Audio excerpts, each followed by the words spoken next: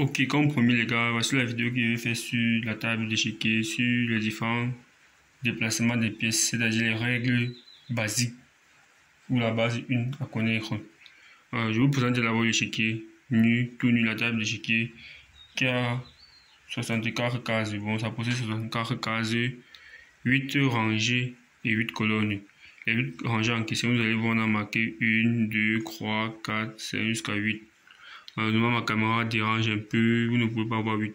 Mais c'est un échiquier classique, oui, c'est un échiquier numérique tel que vous voyez sur votre téléphone et sur vos ordinateurs. Si vous regardez bien, vous allez voir qu'on a écrit ces différents nombres.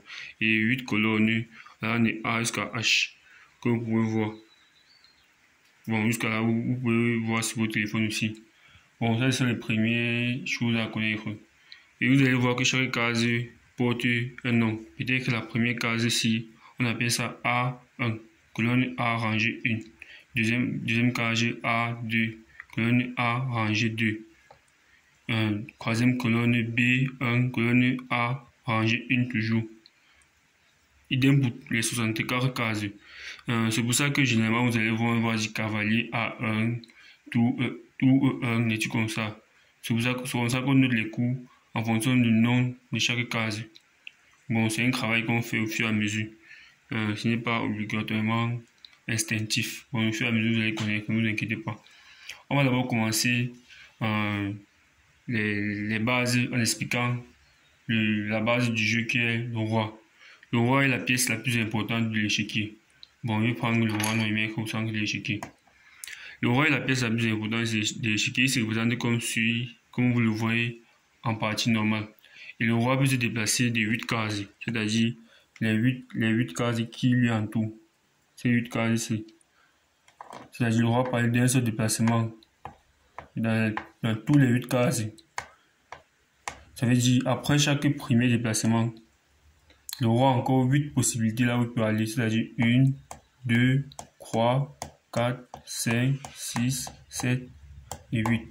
Ça veut dire les deux rois, c'est-à-dire le roi noir et le roi blanc, ont une seule possibilité de se déplacer. Un seul déplacement, peu importe là où il s'en va. Il peut se déplacer un seul déplacement partout. Et le but c'est de mater le roi, mais avec le temps vous allez comprendre ça. Pour le moment, vous allez juste comprendre que le roi peut se déplacer d'un seul déplacement. C'est très simple. Un seul déplacement, un seul déplacement et un seul déplacement. Ok. On est parti sur le déplacement de la deuxième pièce. La première pièce est plus facile à comprendre, la tour. Bon, la tour est une pièce généralement placée entre la colonne A et la colonne H. Que vous pouvez voir. Bon, généralement les deux sont placés entre A et H. Pour les noirs et pour les blancs, bon, A et H. Et la tour peut se déplacer comme le signe plus. On peut bien visualiser, regardez le signe plus. C'est-à-dire que le signe plus, c'est pas aller horizontalement, verticalement, ça va vraiment de comment vous voyez la verticalité. On peut aller verticalement et horizontalement. Comme vous pouvez voir. Bon, chaque pièce a un seul tour qu'il joue. Et la tour peut se déplacer, comme je l'ai dit, comme le signe plus, la meilleure façon de visualiser ça. C'est-à-dire horizontalement et verticalement. D'un seul sens. Bon, on ne peut que parler d'abord horizontalement, après, si elle veut continuer à aller horizontalement ou verticalement. Généralement, la tour vaut 5 points en compétition. Bon, la tour vaut 5 points en compétition. Bon, heureusement que j'ai fini avec la tour. J'attaque maintenant le fou. Le fou est une pièce mineure. Bon, une pièce qui vaut 3 points. Malheureusement, la tour elle vaut 5 points. Le fou vaut 3 points. C'est pour ça qu'on appelle ça les pièces mineures, tout comme le cavalier. Le fou évolue comme le roi du damier, c'est-à-dire en diagonale. Diagonale blanche et diagonale noire, comme vous pouvez voir. Bon, en réalité, il y a deux fous. Il y a fou de case noire et fou de case blanche. Ça veut dire, lorsque vous faites piquer, lorsqu'on vous a mangé votre fou de case noire, votre fou de case blanche, si ne peut plus aller sur les cases noires. Bon, fou de cases noires ne peut que jouer les cases noires et fou de cases blanches ne peut que jouer sur les cases blanches. Bon, celui qui connaît les règles du damier, il évolue comme le roi du damier, c'est-à-dire diagonalement. Il peut aller en diagonale. Ou comme vous pouvez voir en termes de signe, le signe fois. Vous pouvez bien voir qu'on dessine le signe fois. C'est le déplacement du fou. Bien le fou de case noire évolue aussi comme le signe fois. Voilà. Et je crois que c'est tout pour le fou. On va maintenant passer sur la pièce la plus difficile à comprendre, le cavalier. Le cavalier est la pièce la plus difficile à comprendre au jeu d'échecs. Parce que son déplacement est un peu difficile à comprendre ou à mémoriser avec le temps. En gros, le cavalier évolue comme la lettre L. Vous n'avez qu'à dessiner la lettre L, la lettre L, la lettre L, la lettre L. Vous voyez le déplacement du cavalier, c'est-à-dire peut évoluer comme la lettre L. Et ça veut dire que on peut dessiner la lettre L de 8 possibilités. Vu qu'il est sur case blanche, si vous regardez bien la case du cavalier, il est sur case blanche, ça veut dire qu'il peut quitter de là en dessinant la lettre L, il est à là. Il peut quitter de là en dessinant la lettre L, il est à là. On peut quitter de là en dessinant la lettre L, il est à là. On peut aussi quitter de là, toujours en dessinant la lettre L, il est à là. Donc ça veut dire quoi? Pour bien mémoriser ça, il faut bien regarder d'abord la couleur du cavalier.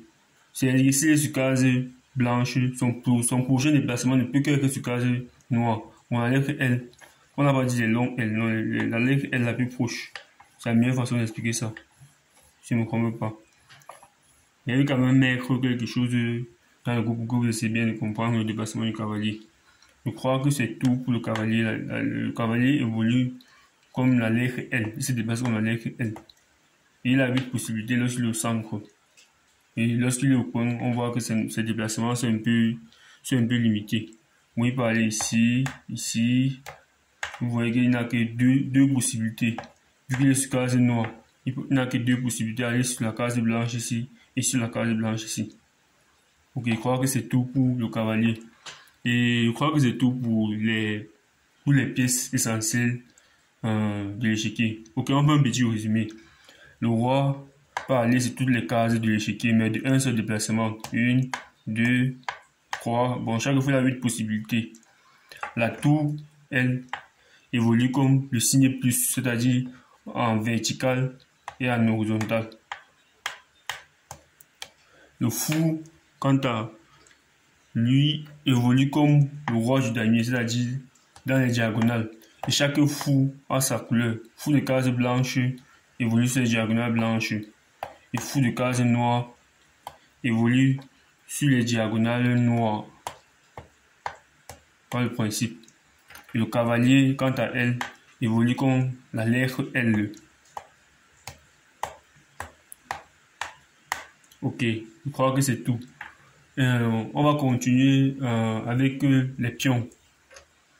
Les pions, généralement, sont placés sur la deuxième rangée. Vous pouvez voir deuxième rangée ici. Ou bien sur la 7e rangée des noirs. Vous pouvez voir 7e rangée. On écrit 7. Et deuxième rangée pour les blancs. Et ils sont remplis comme suit. On le fait.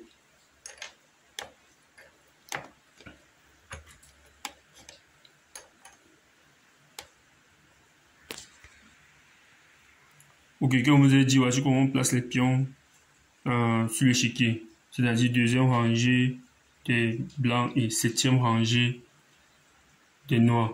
Et généralement, les pions évoluent de 2 déplacements ou d'un seul déplacement dans le premier. Lorsque vous venez toucher votre pion, vous voulez déplacer, vous pouvez déplacer soit d'une case, soit de 2. Idem pour les noirs. Ça veut dire, lorsque vous commencez, si vous faites ça, votre adversaire veut décider de jouer plutôt d'un seul déplacement. Ou il peut décider lui-même de faire 2 déplacements de 2 cases. Vous pouvez déplacer 2 cases. Et les pions n'avancent que tout droit. C'est-à-dire, un pion avance sur toute cette colonne.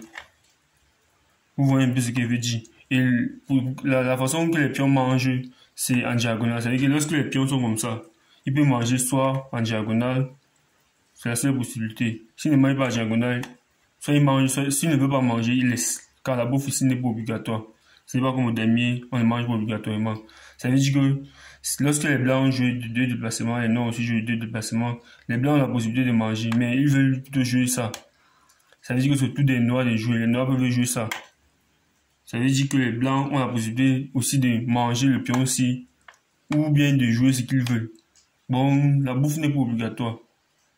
Mais les pions avancent tout gros, de toute la couleur. Quand ils mangent ça, ils changent de couleur quand ils viennent de le faire. Ici, avance là, il peut décider aussi de manger ça.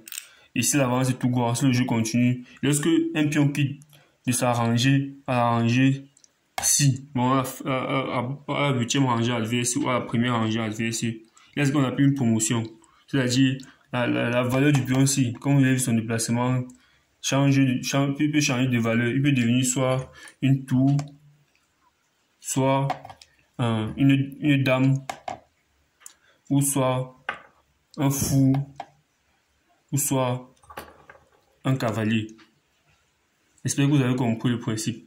Lorsqu'un pion quitte d'une rangée à une autre, il y a ce qu'on appelle une promotion. Idem pour les noirs. C'est-à-dire, si les noirs quittent de cette rangée, ils parviennent à aller jusqu'à la rangée ci. Peu importe la rangée qui se trouve ici, peu importe si la case ici, peu importe. Lorsqu'il est en bas de cette rangée, il y a ce qu'on appelle une promotion. C'est exceptionnellement fait pour les pions. On s'est dit, un cavalier ne peut pas venir en bas ici, il est encore promu. Non, il est à une pièce forte. On sauve les pièces faibles comme les pions, qui ne vaut qu'un point en compétition, peuvent saisir l'occasion d'être promu. Je crois que c'est tout pour les règles basiques de l'échiquier. Et généralement en compétition, j'aimerais que vous sachiez, généralement on dit en compétition, pion touché, pion joué. C'est-à-dire lorsque vous touchez une pièce, il faut jouer la pièce là. C'est pour ça que généralement vous allez voir les joueurs vont bien réfléchir avant de jouer. Et je crois que c'est tout pour les règles à savoir. On se retrouve donc pour une prochaine vidéo.